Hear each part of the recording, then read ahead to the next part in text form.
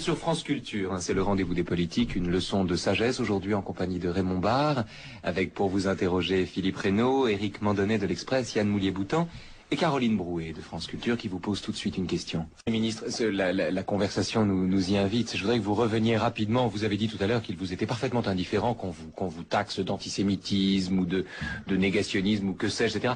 Il est vrai qu'une telle accusation n'a pas de sens. Néanmoins, vous avez eu, les Français s'en souviennent, un mot malheureux au moment de l'attentat de la rue Copernic. Et je voudrais, puisque vous l'évoquez dans le livre d'entretien avec Jean Botorel, qu'on revienne un instant dessus. Vous aviez dit, au moment de l'attentat de la rue Copernic, il y avait 3 morts. Vous avez dit votre indignation devant cet attentat odieux qui voulait frapper les Juifs se trouvant dans cette synagogue et qui a frappé des Français innocents qui traversaient la rue Copernic. Oui. À quelle occasion vous regrettez ce mot-là? Non, parce que je me souviens très bien... C'est un lapsus, enfin... Non, je me souviens très bien du climat dans lequel j'ai dit cela. Et n'oubliez pas que dans la même déclaration, je dis que la communauté juive ne peut pas être séparée, à mes yeux, de la communauté française. Personne ne doute que vous le pensiez, mais c'est le mot de Français innocents qui... Peut-être, mais ils n'ont pas continué. Quand on cite en entier. Tout à fait. Et la campagne qui a été faite par je dirais, le lobby juif, le plus lié à la gauche,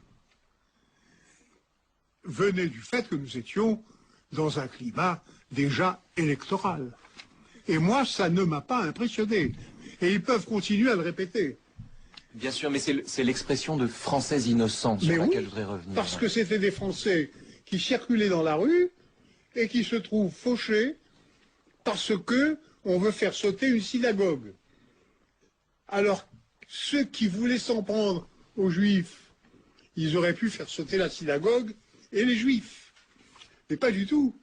Ils font un attentat aveugle et il y a 3 Français non-juifs. C'est une réalité. Non-juifs. Mais ça ne veut pas dire que les Juifs, eux, ne sont pas français.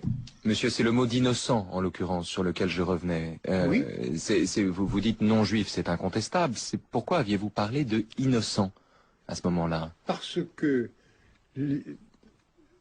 ce qui était la caractéristique de ceux qui faisaient l'attentat, c'était de châtier des Juifs coupables.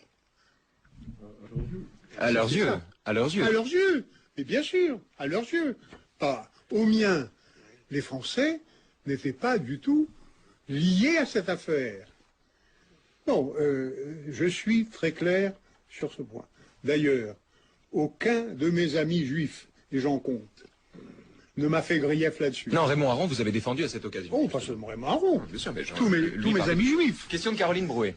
Oui, mais là, je tiens à vous dire que sur cette affaire, je considère que le lobby juif, pas seulement en ce qui me concerne, est capable de monter des opérations qui sont indignes.